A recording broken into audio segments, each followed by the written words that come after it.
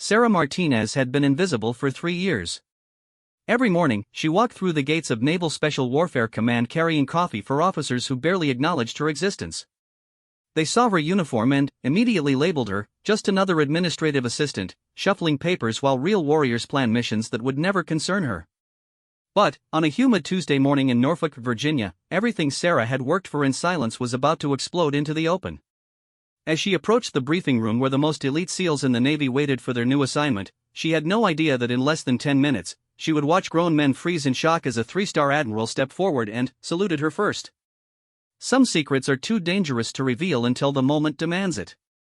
Some people are exactly what they appear to be on the surface, and others are so much more than anyone could imagine. This is the story of how one woman's carefully hidden truth changed everything, and why sometimes the most powerful weapon in any arsenal is the element of surprise. Sarah Martinez adjusted the stack of personnel files in her arms as she walked down the polished corridor of Naval Special Warfare Command. Her soft-soled shoes made barely a whisper against the gleaming floor, a sound that had become as familiar to her as breathing over the past 3 years. Through the windows, she could see the morning sun casting long shadows across the Virginia coastline, painting the sky in shades of orange and pink that reminded her of sunrises in places most people would never see. The coffee she carried for Lieutenant Commander Reynolds was still steaming, prepared exactly how he liked it, all black, no sugar, hot enough to strip paint. She had memorized the preferences of dozens of officers in this building, from their morning beverages to their filing systems to their pet peeves about paperwork. It was a skill that served her well in her current role, though it represented only a fraction of what she was truly capable of. As she passed a group of junior officers clustered near the water cooler, their conversation died to whispers. Sarah caught fragments of their discussion, something about a high-priority mission briefing scheduled for later that morning. She kept her expression neutral, her pace steady, giving no indication that she was processing every word they said. In her peripheral vision, she noticed how they automatically dismissed her presence, the way people often overlooked support staff. The irony wasn't lost on her. These same officers who barely registered her existence would likely wet themselves if they knew what was hidden beneath her carefully cultivated facade of administrative efficiency. But that was exactly the point. The best disguise was often hiding in plain sight, and Sarah had perfected that art over the course of a career that officially didn't exist in any database these men had access to. She knocked softly on Commander Reynolds' door, waiting for his gruff enter before stepping inside. His office was exactly what someone would expect from a 20-year Navy veteran, walls covered with commendations, photographs of various SEAL teams, and a bookshelf lined with military strategy manuals. Reynolds himself was hunched over his desk, studying what appeared to be satellite imagery spread across its surface. "Morning coffee, sir," Sarah said, placing the steaming mug precisely 2 inches to the right of his keyboard, just where he preferred it. Reynolds grunted his acknowledgement without looking up. "Martinez, I need those personnel files reorganized by 0900. Admiral Harrison is flying in from Norfolk, and he wants everything ready for the briefing." "Already completed, sir," Sarah replied, gesturing to the neat stack she'd placed on his side table. "Cross-referenced by specialization, security clearance, and deployment availability. I also took the liberty of pulling the medical records for the candidates who've been on extended leave." For the first time that morning, Reynolds looked directly at her. There was something in his expression that might have been surprise, though he quickly masked it with his usual gruff demeanor. "Efficient as always, Martinez. What would we do without you?" Sarah offered a modest smile. "I'm sure you'd manage, sir." But, as she turned to leave, she caught Reynolds studying her with an intensity that made her wonder if he was beginning to suspect that his unassuming assistant might be more than she appeared. It was a look she'd been seeing more frequently lately, particularly from the more experienced officers who had developed an instinct for recognizing when something didn't quite add up. The morning progressed with its usual rhythm of administrative tasks. Sarah fielded phone calls, updated mission reports, and coordinated schedules with the precision of someone who understood that in the military, details could mean the difference between success and catastrophe. But, beneath the surface routine, she was acutely aware of the growing tension in the building. Word had spread quickly through the corridors that Admiral Harrison's visit wasn't routine. The man didn't travel from Norfolk just to rubber stamp paperwork or sit through standard briefings.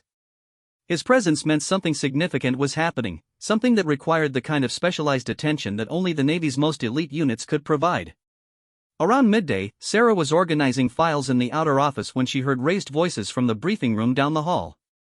Through the partially open door, she could see several SEAL team leaders engaged in what appeared to be an intense discussion. Their body language suggested frustration, the kind that came when highly trained professionals were being asked to work with incomplete information. She moved closer, ostensibly to deliver updated weather reports that had just come in, but really to gather intelligence on what was causing the commotion. As she approached the door, she caught fragments of the conversation that made her pulse quicken. "Asset is completely unreliable," one voice was saying. "We've lost contact 3 times in the past month. The intel we're getting doesn't match the terrain reports," another added. "Someone on the ground is feeding us bad information, or they're operating with outdated data." Sarah recognized the voices, Lieutenant Commander Torres and Chief Petty Officer Jackson, both veterans of multiple deployments who wouldn't panic without good reason. If they were concerned about asset reliability and intelligence quality, it meant the mission they were planning was already starting from a position of significant disadvantage. She knocked softly and entered the room with the weather reports, noting the immediate way the conversation stopped and how the men straightened to attention. Not for her, of course, but because any interruption during mission planning was treated with military formality. She distributed the reports quickly and efficiently, but her trained eye was cataloging everything she saw. The map spread across the conference table showed a region she recognized immediately, a mountainous area in Eastern Europe where ethnic tensions had been escalating for months. The satellite images revealed a terrain that would be challenging even for experienced special operations teams, with limited extraction points and minimal cover for approach routes. But what really caught her attention were the personnel files stacked beside the maps. These weren't the standard profiles of SEAL team members. These were specialists, linguists, cultural attaches, intelligence analysts. The kind of people needed when a mission required more than just superior firepower and tactical skill. As she left the briefing room, Sarah's mind was already processing what she'd observed.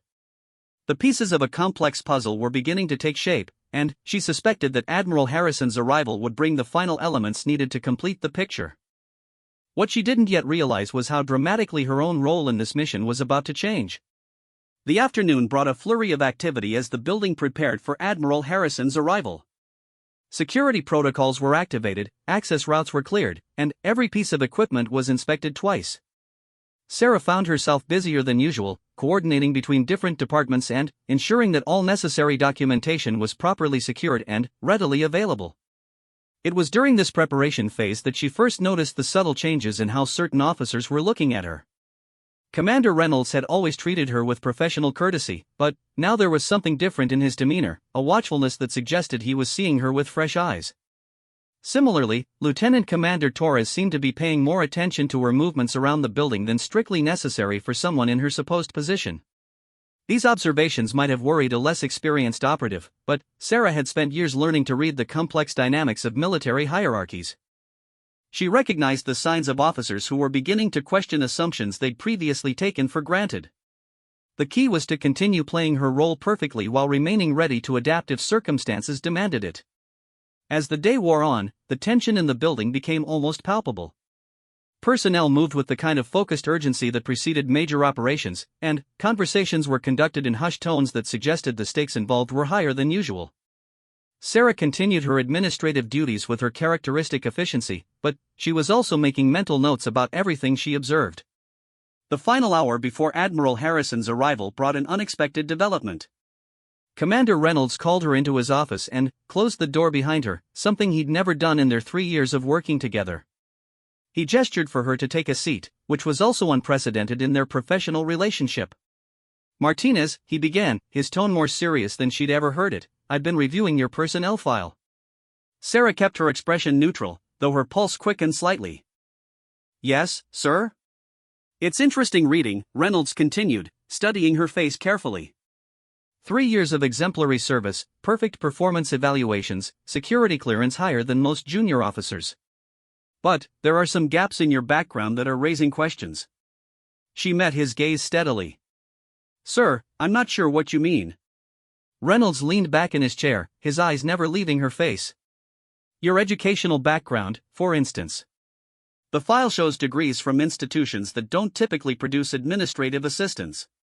And your previous duty assignments, they're redacted to a degree that suggests someone with your qualifications might be capable of more than filing reports and making coffee." The moment hung between them like a suspended breath. Sarah realized that her carefully maintained cover was beginning to develop cracks, though she wasn't yet sure how much Commander Reynolds suspected or how much he actually knew. The smart play was to continue maintaining her role until forced to do otherwise. "I appreciate your interest in my background, sir," she replied carefully, "but I assure you that I'm quite satisfied with my current position." Reynolds nodded slowly, though his expression suggested he wasn't entirely convinced. "I'm sure you are, Martinez. But I have a feeling that satisfaction might be about to change." Before Sarah could ask what he meant by that, a sharp knock interrupted their conversation. "Admiral Harrison has arrived, sir," came the voice through the door. Reynolds stood, straightening his uniform. "Time to go, Martinez. And something tells me this briefing is going to be very interesting for all of us." As they walked toward the main conference room where Admiral Harrison was waiting, Sarah felt the familiar sensation of standing at the edge of a precipice. In her experience, moments like this were when carefully laid plans either came to fruition or collapsed entirely. The only certainty was that within the next few hours, everything she'd worked to maintain for the past 3 years was about to change dramatically. The corridor seemed longer than usual as they approached the briefing room, and Sarah could hear the murmur of voices from behind the closed doors. Among them was a voice she recognized but hadn't heard in person for over 4 years, Admiral Harrison himself. The last time they'd spoken, she'd been wearing a very different uniform and operating under a completely different identity. Now, as she prepared to enter that room carrying files and maintaining her role as Commander Reynolds' assistant, she wondered if the Admiral would recognize her. More importantly, she wondered if he'd be able to maintain the fiction that they'd never met before, or if the careful construct she'd built around her current identity was about to come crashing down in the most spectacular way possible. As Reynolds reached for the door handle, Sarah took a deep breath and prepared herself for whatever was about to happen. In her experience, the most dangerous moments were often the ones that appeared most routine on the surface. And something about this seemingly standard briefing felt anything but routine. The briefing room fell silent the moment Admiral Harrison entered, his presence commanding immediate attention from every person present. Sarah remained near the back of the room, clutching her files and maintaining the posture of someone whose role was purely administrative. But, as the Admiral's eyes swept across the assembled personnel, she felt a familiar chill of recognition when his gaze briefly met hers. To his credit, Admiral Harrison's expression didn't change by so much as a millimeter. Years of military discipline and covert operations had taught both of them how to maintain facades under pressure. But Sarah caught the almost imperceptible pause in his movement, the slight tightening around his eyes that told her he remembered exactly who she was and what she'd been doing the last time they'd worked together. "Gentlemen," Admiral Harrison began, his voice carrying the authority of someone who'd spent decades making life and death decisions, "what I'm about to tell you is classified at the highest levels. The mission we're discussing today has implications that extend far beyond normal special operations parameters." He gestured toward the maps that had been set up on the main display, showing the same Eastern European region Sarah had observed earlier. But now additional layers of intelligence were visible: safe houses, communication networks, and what appeared to be a complex web of assets and contacts that painted a picture far more intricate than a simple extraction or reconnaissance mission.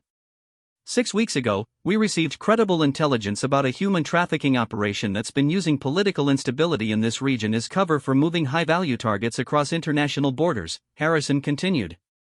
These aren't typical victims. We're talking about scientists, engineers, technology specialists, people whose knowledge could significantly impact national security if it falls into the wrong hands. Sarah felt her pulse quicken as the pieces of the puzzle began falling into place. This wasn't just a rescue mission, it was an operation to prevent critical intelligence from being sold to hostile nations. The kind of mission that required not just tactical expertise, but deep understanding of the region's complex political landscape and the ability to operate effectively in multiple languages and cultural contexts. Lieutenant Commander Torres raised his hand. "Sir, what's our current intelligence on the ground situation?" Admiral Harrison's expression darkened slightly. "That's where we have a problem, Commander. Our primary asset in the region has gone dark. 3 weeks ago, we lost contact with Agent Phantom, who had been providing detailed intelligence on the trafficking network's operations." The code name hit Sarah like a physical blow, though she managed to keep her expression neutral. Agent Phantom had been her contact during her last covert assignment in that exact region, 4 years earlier. More than a contact, actually, he'd been her partner on a mission that had officially never happened, involving the extraction of a weapons scientist from a facility that didn't exist on any government records. Without reliable intelligence, Harrison continued, we're essentially planning a mission blind. The terrain is hostile, the political situation is unstable, and we have no current assessment of the trafficking network's security measures or operational patterns. Chief Petty Officer Jackson leaned forward. Sir, what about satellite reconnaissance? Can't we get real-time intelligence that way? Limited usefulness, Harrison replied. The operation is primarily underground, using a network of caves and abandoned Soviet-era facilities. Satellite imagery can show us movement patterns and vehicle traffic, but it can't tell us about security protocols, personnel rotations, or the specific locations where the targets are being held. Sarah found herself studying the faces of the SEAL team leaders around the table. These were supremely confident men, accustomed to overcoming seemingly impossible odds through superior training and tactical skill. But she could see the concern in their expressions as they absorbed the reality of what they were being asked to accomplish with minimal intelligence support. Commander Reynolds spoke up from beside her. Admiral, what's the timeline for this operation? 72 hours, Harrison replied, and the silence that followed was deafening. We have intelligence suggesting the trafficking network is preparing to move the targets to a new location where extraction will become exponentially more difficult. If we don't act within that window, we may lose these people permanently. The weight of that statement settled over the room like a heavy blanket. Sarah knew from her own experience that 72 hours was barely enough time to plan a routine mission, let alone one involving this many variables and unknowns. Without reliable intelligence, the SEAL teams would be walking into a situation where they couldn't adequately assess risks or plan contingencies. Admiral Harrison continued his briefing, outlining what little intelligence they did have about the region and the trafficking network's known operations. But Sarah could see that the assembled officers were struggling with the fundamental problem of insufficient information. They were being asked to perform at their highest level while operating essentially blind. As the briefing progressed, Sarah found herself mentally cataloging everything she knew about the region and the specific area where Agent Phantom had gone dark. Her last mission there had involved months of deep cover work, building relationships with local contacts and mapping the complex network of caves and underground facilities that honeycombed the mountainous terrain. More importantly, she'd worked directly with Agent Phantom to establish communication protocols and safe house networks that might still be operational. If he had gone dark rather than being captured or killed, there was a chance he was simply following protocols they'd established for worst-case scenarios. The realization hit her with startling clarity. She might be the only person in this room who possessed the specific knowledge and established contacts necessary to make this mission successful. But accessing that knowledge would require abandoning the carefully constructed identity she'd maintained for the past 3 years. Admiral Harrison was explaining the insertion and extraction plans when Sarah noticed Commander Reynolds watching her with a strange expression. There was something in his eyes that suggested he was putting pieces together, connecting dots that had previously seemed unrelated.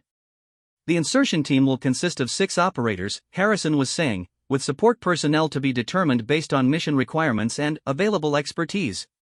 It was then that Chief Petty Officer Jackson asked the question that changed everything. Sir, given the intelligence gaps we're facing, have we considered the possibility that someone with previous experience in that specific region might be available for consultation? Admiral Harrison's pause was so brief that most people in the room probably didn't notice it. But Sarah caught the way his eyes flicked in her direction before returning to Jackson. That's an interesting question, Chief. What makes you think we might have someone with that kind of background available? Jackson gestured toward the maps. This region has been a focus of special operations for several years. It's possible that someone who's worked there previously might be able to provide insights that satellite reconnaissance can't. The suggestion hung in the air like a challenge.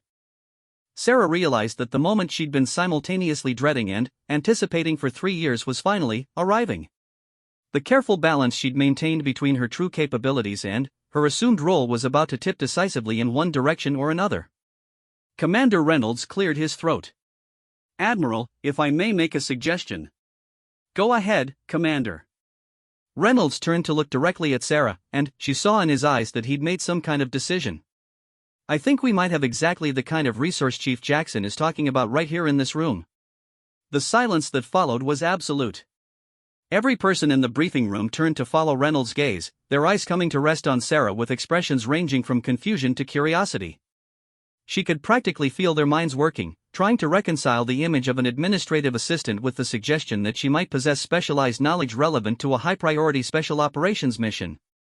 Admiral Harrison's voice cut through the silence with carefully measured words. "That's a very interesting observation, Commander Reynolds. What makes you think Ms. Martinez might have insights relevant to our current situation?" The use of her name rather than her rank was deliberate, Sarah realized. Harrison was giving her a choice. She could continue maintaining her cover and let this moment pass, or she could step forward and acknowledge who she really was. The decision would determine not just the success of this mission, but the entire trajectory of her future career. Sarah felt every eye in the room focused on her as she weighed her options. The men around this table were among the most elite warriors in the American military, and they were facing a mission that could determine whether innocent people lived or died. Against that reality, her personal preference for maintaining anonymity seemed almost trivial. But stepping forward would mean abandoning a carefully crafted identity that had taken years to establish. It would mean revealing capabilities and experiences that she'd been specifically instructed to keep hidden. Most importantly, it would mean trusting these men with secrets that could have far-reaching implications if they fell into the wrong hands. The moment stretched until Commander Reynolds spoke again. "Martinez has been working in this command for 3 years, and I've noticed certain inconsistencies in her background that suggest her qualifications might extend beyond administrative support." Admiral Harrison nodded slowly. "Inconsistencies can be revealing, Commander. Ms. Martinez, would you care to address these observations?" All eyes were on her now, waiting for her response. Sarah realized that this was the moment when her old life and her current identity would either merge successfully or collide catastrophically. The choice was entirely hers, but the consequences would affect far more people than just herself. She took a deep breath, feeling the weight of 3 years of careful deception balanced against the immediate needs of a mission that could save lives. The mathematics of the situation were clear, even if the emotional cost was significant. "Admiral Harrison," she said quietly, her voice carrying a tone of authority that hadn't been present in her administrative role, "I believe there are some things we should discuss privately before proceeding with this briefing." The change in her demeanor was immediately apparent to everyone in the room. Gone was the deferential posture of an assistant. In its place stood someone who clearly possessed knowledge and experience far beyond what her current position suggested. Admiral Harrison nodded. "I think that would be wise. Commander Reynolds, Chief Jackson, Lieutenant Commander Torres, please remain available." Everyone else, dismissed until further notice. As the room began to empty, Sarah caught sight of the expressions on the faces of the departing personnel.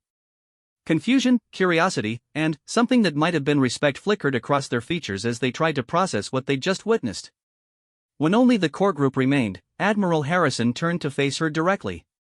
"I think it's time for introductions, don't you agree, Major?" The use of her actual rank sent a ripple of shock through the remaining officers. Sarah straightened to attention, feeling the familiar comfort of abandoning a pretense that had become increasingly difficult to maintain. "Yes, sir. Major Sarah Martinez, Military Intelligence, reporting for briefing." The words hung in the air like a revelation, transforming everything about how the men in that room saw her and understood her place in the upcoming mission. The revelation that their administrative assistant was actually a major in military intelligence hit the remaining officers like a physical blow. Commander Reynolds stared at Sarah with an expression that cycled through surprise, embarrassment, and what might have been admiration. Chief Petty Officer Jackson's jaw had dropped slightly, while Lieutenant Commander Torres was shaking his head as if trying to clear his thoughts. Admiral Harrison allowed the moment to settle before continuing. "Gentlemen, allow me to properly introduce Major Sarah Martinez. She spent the last 8 years working in deep cover intelligence operations, with particular expertise in Eastern European political networks and organized crime syndicates." Sarah remained at attention, but she could feel the weight of their stares as the men in the room processed this information. The cognitive dissonance of reconciling 3 years of seeing her as support staff with the reality of her actual qualifications and experience was clearly challenging for all of them. "Major Martinez," Admiral Harrison continued, "was instrumental in the successful completion of Operation Silent Thunder 4 years ago, working directly with Agent Phantom to extract a high-value target from the exact region we're now planning to enter." Commander Reynolds found his voice first. "Sir, forgive me, but why has Major Martinez been operating as administrative staff for the past 3 years?" "Because sometimes the best place to hide an asset is in plain sight," Admiral Harrison replied. Major Martinez has been maintaining her cover while providing intelligence support to this command. Her presence here wasn't accidental, it was specifically designed to position her where she could be most useful when the right situation arose. Sarah finally spoke, her voice carrying the confident tone of someone accustomed to briefing senior officers. Gentlemen, the reason Agent Phantom went dark isn't necessarily because he was compromised. 3 weeks ago corresponds with a pattern of increased security sweeps that we observed during our previous operation. He's likely following protocols we established for maintaining deep cover during periods of heightened risk. Lieutenant Commander Torres leaned forward. You're saying he might still be operational? More than that, Sarah replied, moving toward the maps displayed on the main screen.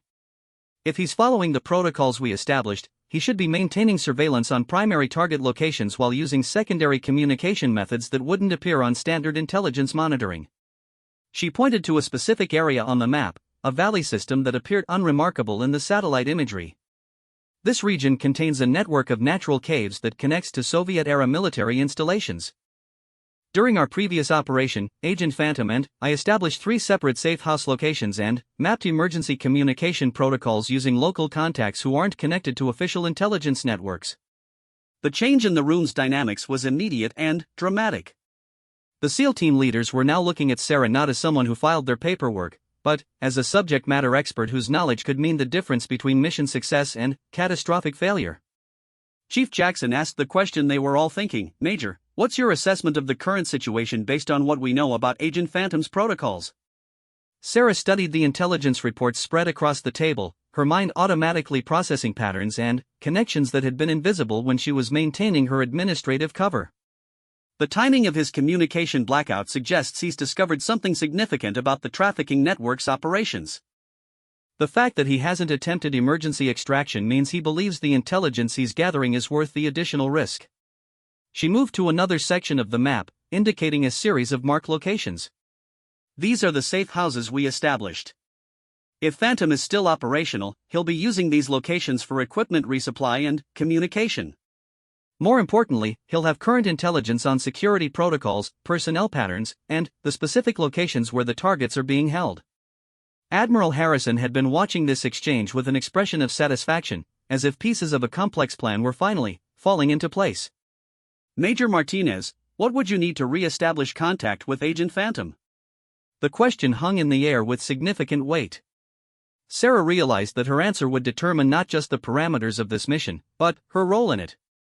After 3 years of careful invisibility, she was being asked to step back into the world of active intelligence operations. I would need to insert into the region using the same cover identity I established during our previous operation, she replied. The local contacts who helped us establish our network still believe I'm a freelance journalist documenting regional conflicts. That identity would allow me to move freely and access the communication protocols Phantom and I established. Commander Reynolds was studying the operational timelines on his tablet. Major, given our 72-hour window, what's the realistic timeline for re-establishing contact and gathering the intelligence we need? Sarah's response was immediate and confident. 24 hours to insert and reach the first safe house, 12 hours to implement communication protocols and establish contact, 12 hours to gather current intelligence and confirm target locations. That leaves us 24 hours for mission execution based on real-time intelligence rather than outdated assumptions. The precision of her timeline and the confidence with which she delivered it transformed the entire atmosphere in the briefing room. These were men accustomed to working with the best military professionals in the world, and they recognized competence when they saw it. Lieutenant Commander Torres asked the tactical question that was on everyone's mind: what about extraction? How do we get you out once the primary mission is complete? The same routes that got me in, Sarah replied. Plus, if I can re-establish contact with Phantom, we'll have 2 assets on the ground who can provide real-time intelligence during the extraction phase. That significantly improves the odds of success for the entire operation. Admiral Harrison stepped forward, his expression serious. Major Martinez, I want to be completely clear about what we're asking. This isn't just about re-establishing communication with an asset. You'd be inserting into an active conflict zone where hostile forces are specifically hunting for intelligence operatives. The risks are considerable. Sarah met his gaze steadily. Sir, with respect, the risks of proceeding without current intelligence are far greater. We're talking about the potential loss of an entire SEAL team, plus the targets they're trying to rescue. That's unacceptable when we have the capability to significantly improve our odds of success. The room fell silent as the men absorbed the reality of the choice before them. They could proceed with their original plan, accepting the significant risks that came with operating on limited intelligence, or they could authorize Sarah to reactivate her cover identity and attempt to gather the information they needed. Commander Reynolds broke the silence. "Major, I have to ask, why didn't you reveal your true role earlier?" "We've been struggling with intelligence gaps on several operations over the past year where your expertise might have been valuable." Sarah's response revealed the complexity of her situation. "My cover assignment specifically required maintaining administrative identity unless circumstances demanded otherwise. The decision to reveal my actual capabilities wasn't mine to make unilaterally. It required authorization from Admiral Harrison or a situation where mission-critical information was at stake." Admiral Harrison nodded. "The decision to maintain Major Martinez's cover was deliberate. We needed someone positioned where she could observe and analyze operations without her presence affecting how those operations were planned or executed. Her insights over the past 3 years have been invaluable for evaluating our overall effectiveness." Chief Jackson's expression suggested he was putting together pieces of a puzzle he hadn't realized existed. "Sir, are you saying that Major Martinez has been evaluating our performance this entire time?" Among other things, Harrison confirmed. "But that's a discussion for another time. Right now, we need to focus on the immediate mission requirements and whether we're going to authorize Major Martinez to re-establish contact with Agent Phantom." Sarah stepped forward, her posture and tone carrying the authority of someone making a formal recommendation. "Admiral, based on my knowledge of the region, the established networks, and the current intelligence gaps, I believe reactivating my cover identity represents our best chance of mission success. The alternative is sending in a team that's essentially operating blind, which significantly increases the probability of casualties and mission failure." The weight of the decision was evident in Admiral Harrison's expression as he considered the options. Authorizing Sarah's insertion would mean gambling with the life of a highly trained intelligence officer whose knowledge and experience had taken years to develop. But the alternative was accepting unnecessary risks for both the rescue targets and the SEAL team assigned to extract them. Lieutenant Commander Torres voiced what everyone in the room was thinking. "Major, what's your honest assessment of the probability of re-establishing contact with Agent Phantom?" Sarah's answer was characteristically direct. "Based on the communication protocols we established and the timeline of his communication blackout, I estimate a 70% probability of re-establishing contact within the first 18 hours. If he's been captured or killed, I'll know that within the same time frame, which still leaves sufficient time for the team to adjust their operational plans accordingly."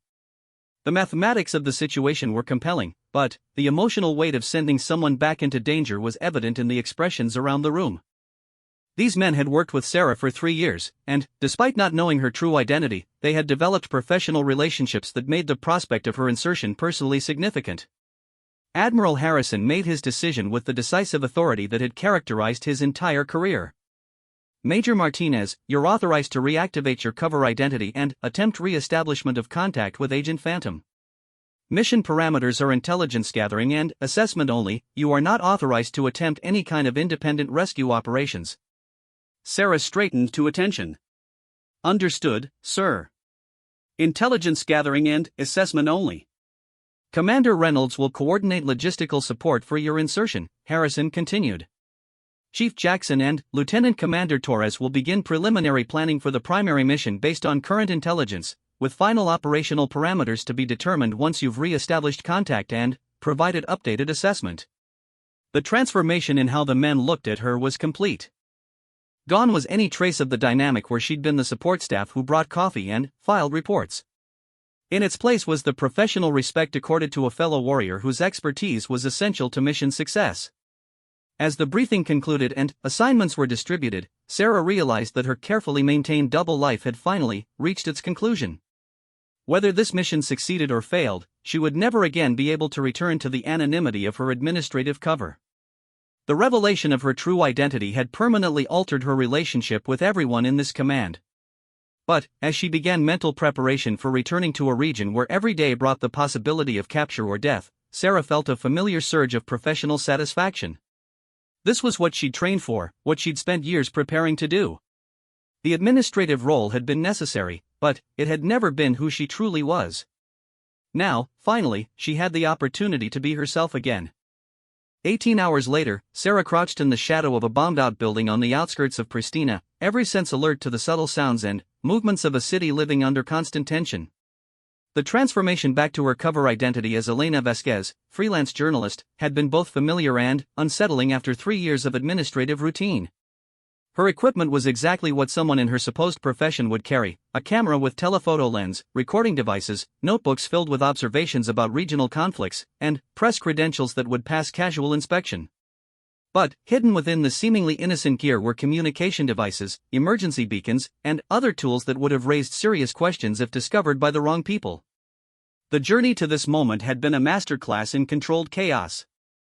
Military transport to a NATO base in Germany, commercial flight to Belgrade, and, finally, a carefully arranged ride across the border with a truck driver who asked no questions as long as his payment was sufficient. Each transition had required subtle adjustments to her persona, slipping back into mannerisms and speech patterns that had become second nature during her previous operation. Now, as she monitored the cafe across the street where she was supposed to make contact with her first local source, Sarah felt the familiar tension of being completely alone in hostile territory. No backup, no immediate extraction route, no safety net except her training and the relationship she'd built years earlier. The cafe was exactly as she remembered, a small, unremarkable establishment where locals gathered to drink strong coffee and discuss politics in carefully measured tones. But the faces were different now, and the conversations carried an edge of fear that hadn't been present during her previous time in the region. Through her camera lens, she scanned the interior, looking for Marko Petrov, the former university professor who had helped her and Agent Phantom establish their original safe house network. Marko's transformation from academic to underground facilitator had been driven by personal tragedy, the loss of his son to ethnic violence, but his knowledge of the region's hidden passages and forgotten Soviet installations had been invaluable. At exactly 1,500 hours, she saw him enter the cafe, his movements careful and deliberate. Age had added gray to his beard, and the lines around his eyes suggested someone who had seen more suffering than any educator should have to witness. But, when their eyes met across the crowded space, she saw immediate recognition and something that might have been relief. Sarah waited 10 minutes before entering the cafe herself, following protocols they'd established to minimize the appearance of coordination. She ordered coffee in Serbian, her accent carefully modulated to suggest someone who'd learned the language through immersion rather than formal study, and selected a table where she could observe both the main entrance and the back exit. When Marko approached her table 20 minutes later, his expression was that of someone greeting an old friend who'd unexpectedly appeared in the neighborhood. "Elena," he said in Serbian, using her cover identity, "I heard you might be back in the region."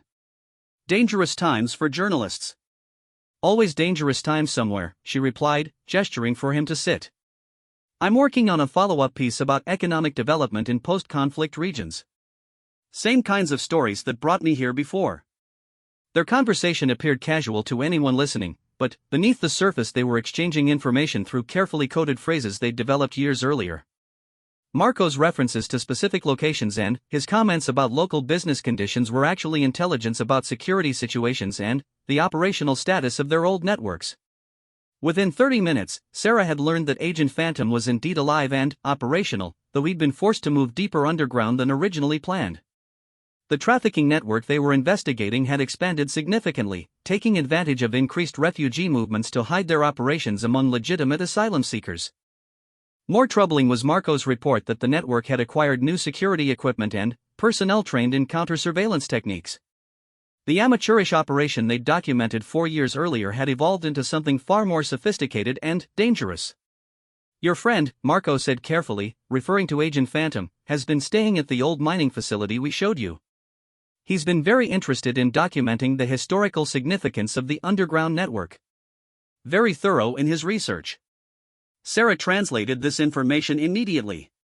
Phantom was using the abandoned mine they designated as Emergency Safe House 3, and his research meant he'd been mapping the current extent of the trafficking operation. The word thorough was code indicating he'd identified specific target locations but was waiting for extraction support before attempting any kind of intervention. As their conversation continued, Sarah began building a picture of the current situation that was both better and worse than Admiral Harrison's briefing had suggested. Better because Agent Phantom was not only alive but had gathered significant intelligence about the trafficking network. Worse, because the network's increased sophistication meant any rescue operation would face substantially greater opposition than originally anticipated. The coded exchange with Marco concluded with arrangements for her to visit the historical site the following morning, ostensibly to photograph ruins for her article about post-conflict reconstruction. In reality, she would be making contact with Agent Phantom and gathering the detailed intelligence that SEAL teams needed for mission planning. As Sarah walked back through the city streets toward her hotel, she maintained the casual pace of someone exploring for story ideas while her trained observers catalogued every detail that might affect operational security. The increased police presence was immediately obvious, as was the subtle but unmistakable presence of people who weren't law enforcement but were clearly conducting surveillance. Her hotel room was modest but clean, exactly what a freelance journalist with limited budget would choose. After conducting a thorough sweep for listening devices and hidden cameras, Sarah activated her encrypted communication equipment and composed a brief status report for Admiral Harrison. The message was necessarily cryptic, but it contained the essential information: contact with local networks re-established, primary asset confirmed operational, intelligence gathering proceeding according to timeline. Most importantly, she included her assessment that the situation was more complex than originally briefed, requiring possible adjustment of operational parameters. The response came within 3 hours, confirming receipt and authorizing her to proceed with direct contact. Reading between the lines of the official language, Sarah understood that SEAL team preparations were accelerating and that her next 24 hours would determine whether they were walking into a manageable extraction operation or something approaching a small war. That evening, as she sat in her hotel room reviewing maps and refreshing her memory of emergency procedures, Sarah allowed herself a moment to consider how dramatically her life had changed in less than 2 days. 72 hours earlier, her primary concern had been ensuring Commander Reynolds had his morning coffee at the right temperature. Now she was deep in hostile territory, preparing to re-establish contact with an asset whose intelligence might save both innocent lives and American Special Operations personnel. The contrast wasn't lost on her, but neither was the recognition that both roles required similar skills, attention to detail, ability to anticipate needs, and the patience to work within complex systems where small mistakes could have large consequences. The difference was that now those consequences might be measured in lives rather than administrative efficiency. Sleep came fitfully, interrupted by the hyper-vigilant alertness that came with operating alone in dangerous territory. Every sound in the hallway, every car engine on the street below, required evaluation as potential threat or ordinary background noise. It was a mental state she'd learned to manage during her years in intelligence work, but it never became comfortable. Morning brought the careful ritual of preparing for what could be the most critical phase of the operation. Sarah's appearance had to be perfect for her role, professional enough to be credible as a journalist, casual enough not to attract attention, practical enough for the hiking that reaching the mine site would require. The equipment she carried was a masterpiece of dual-purpose design. Her camera equipment was entirely functional for its ostensible purpose, but also contained communication gear that would allow real-time coordination with the extraction teams. Her hiking supplies included everything a sensible journalist would need for exploring remote locations, plus emergency medical supplies and defensive tools that might become essential if the situation deteriorated. As she left the hotel and began the journey toward the mountain region where Agent Phantom was waiting, Sarah felt the familiar combination of anticipation and controlled anxiety that marked the beginning of high-stakes operations. Everything that followed would depend on her ability to maintain her cover while gathering intelligence that could mean the difference between success and catastrophe. The drive through the countryside revealed a region still scarred by conflict but showing signs of slow recovery.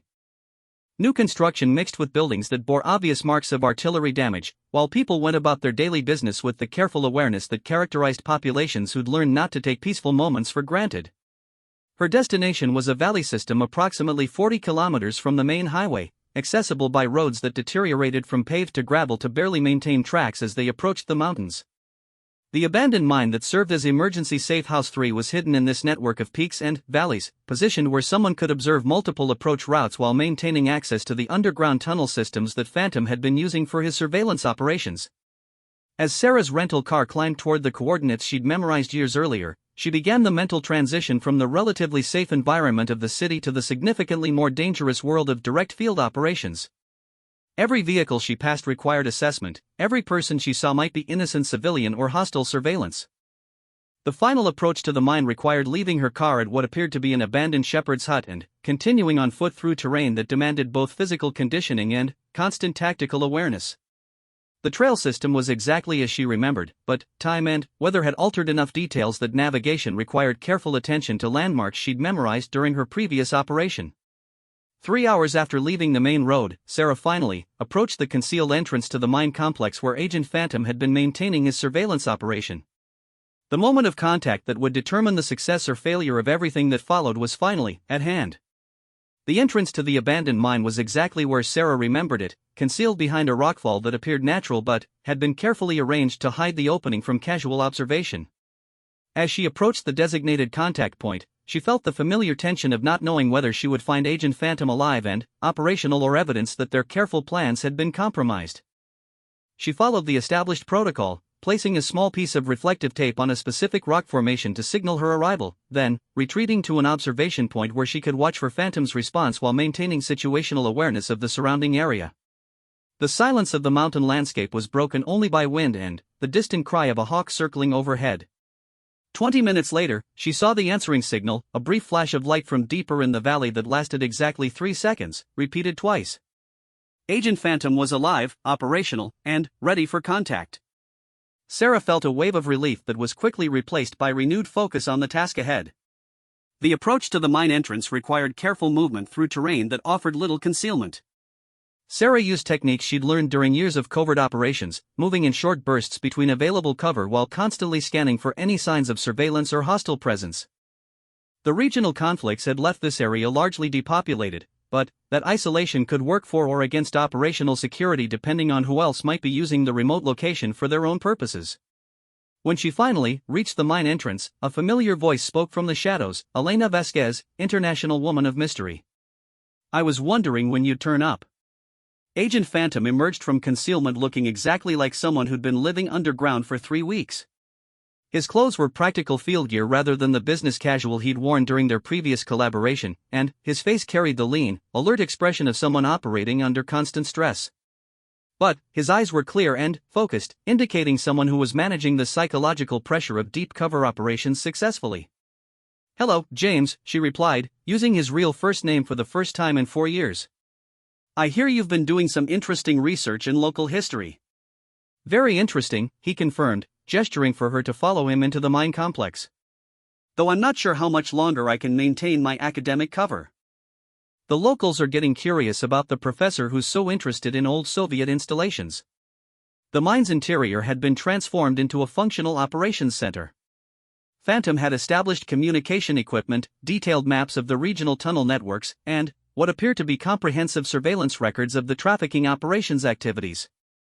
The level of intelligence he'd gathered was impressive, but the personal cost was evident in the way he moved with the careful alertness of someone who'd been alone in hostile territory for too long.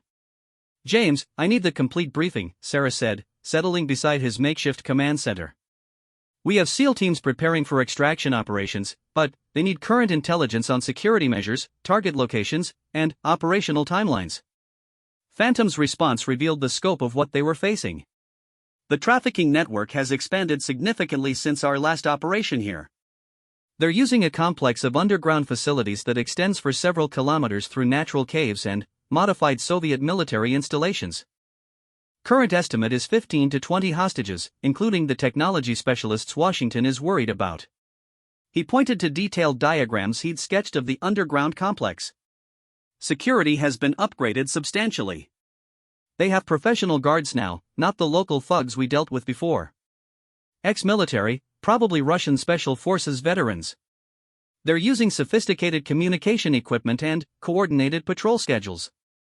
Sarah studied the intelligence materials, her mind automatically processing tactical implications. "What about extraction routes? Are the emergency passages we mapped previously still viable?" "Some of them," Phantom replied. "But they've sealed several tunnels and established checkpoints at others. The good news is they don't know about the ventilation shaft network that connects to the old mining operation.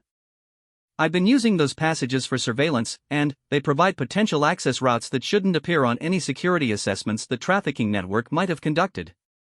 The detailed briefing continued for 2 hours, with Phantom sharing intelligence that transformed the planned operation from educated guesswork to precisely targeted action. The locations where hostages were being held, the rotation schedules of security personnel, the communication protocols being used by the trafficking network, all the information that SEAL teams needed to plan and execute a successful rescue operation. But, as the briefing progressed, Sarah began to understand why Phantom had maintained communication blackout for 3 weeks.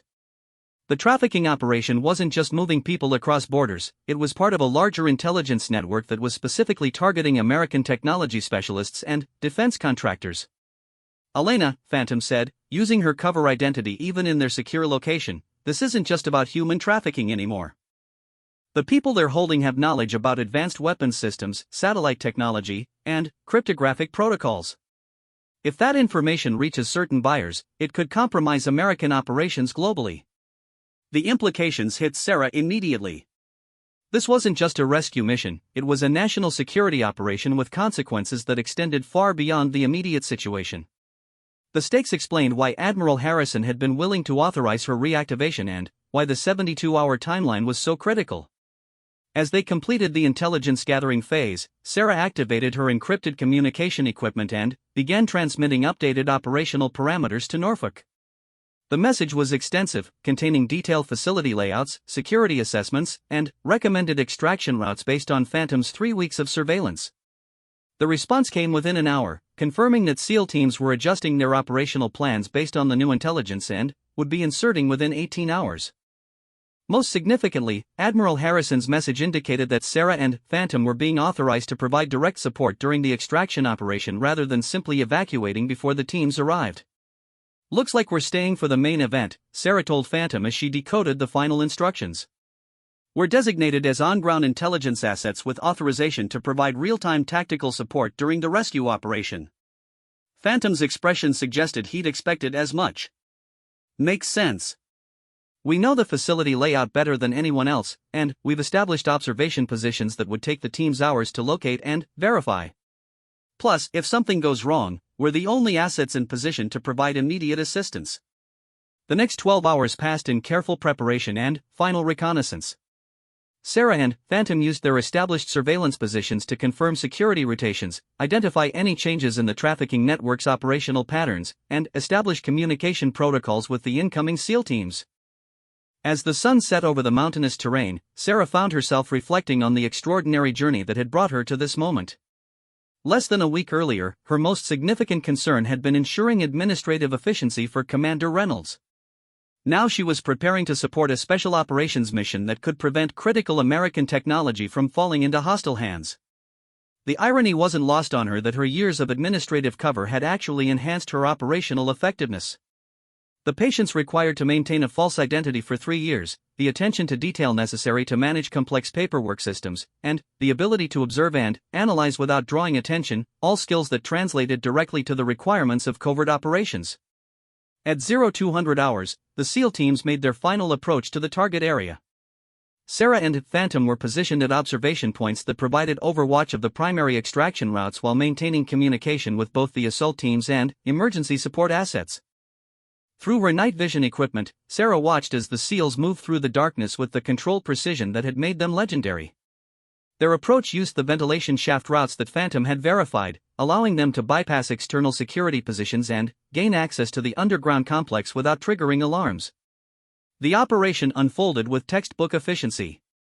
Within 40 minutes, the SEAL teams had neutralized security personnel, located and secured the hostages, and begun extraction procedures using routes that Sarah and Phantom had confirmed were clear of hostile forces. But, as the teams began their withdrawal, Sarah's communication equipment crackled with an unexpected transmission. "Elena, this is actual," came Admiral Harrison's voice through encrypted channels. "Outstanding work. When you return to Norfolk, report directly to my office. We have new assignments that will make much better use of your actual capabilities." As the final phases of the extraction operation concluded successfully, Sarah realized that her 3-year administrative assignment was truly over. The revelation of her identity and capabilities had permanently altered not just how her colleagues saw her, but her entire career trajectory. 6 hours later, as she sat in a military transport aircraft alongside the rescued hostages and the SEAL teams who had successfully completed their mission, Sarah reflected on the events that had transformed her from invisible support staff to operational asset in less than a week. Commander Reynolds, who had insisted on personally overseeing the extraction coordination, approached her as the aircraft cruised toward friendly airspace. Major Martinez, he said, his tone carrying a respect that would have been impossible when he'd known her only as his administrative assistant, I owe you an apology. I should have recognized what you were capable of years ago. Sarah's response carried the easy confidence of someone who had finally stopped hiding who she truly was. Commander, you saw exactly what I wanted you to see. That was the point of the assignment. Well, Reynolds replied with a slight smile, I have a feeling things are going to be very different around the command from now on. As the transport aircraft continued toward Norfolk, carrying the rescued hostages to safety and the successful completion of a mission that had seemed impossible just days earlier, Sarah felt the satisfaction that came from work done well under extraordinary circumstances. But, more than that, she felt the relief of finally being able to be herself again. The administrative assistant who had brought coffee and filed reports was gone forever, replaced by Major Sarah Martinez, intelligence officer, who was ready for whatever challenges Admiral Harrison had in mind for her next assignment. Through the aircraft's small window, she watched the sun rise over the Atlantic Ocean, painting the sky in shades of orange and pink that reminded her of all the places she'd been and all the places she might go next. For the first time in 3 years, the future felt genuinely unpredictable, and that uncertainty was exactly what she'd been missing. The moment when Admiral Harrison had saluted her first, acknowledging her true rank and capabilities in front of the SEAL teams who had known her only as support staff, had changed everything. But, as Sarah reflected on the week's events, she realized that the real transformation hadn't been in how others saw her, it had been in her willingness to step forward and claim the identity she'd spent 3 years concealing. Sometimes the most powerful weapon in any arsenal really was the element of surprise. And, sometimes, the person everyone thought they knew was actually someone completely different, someone who had been waiting patiently for the right moment to reveal who they really were. /